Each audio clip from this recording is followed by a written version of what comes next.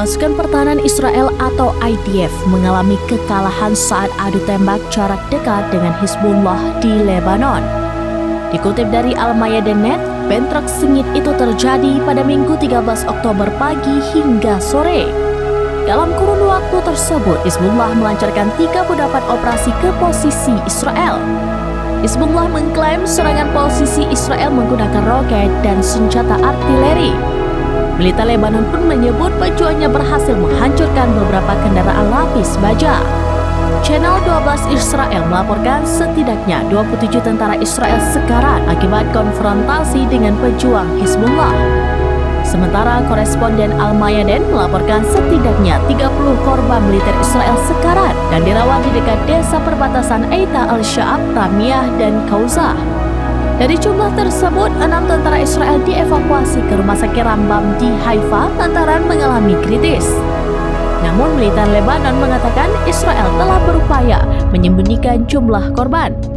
Dalam pernyataannya, Hizbullah berjanji akan melanjutkan pertahanan mereka dari serangan Israel di wilayah perbatasan Lebanon. Para pejuang Hizbullah mengaku akan terus melakukan pertempuran dekat dengan tentara Israel.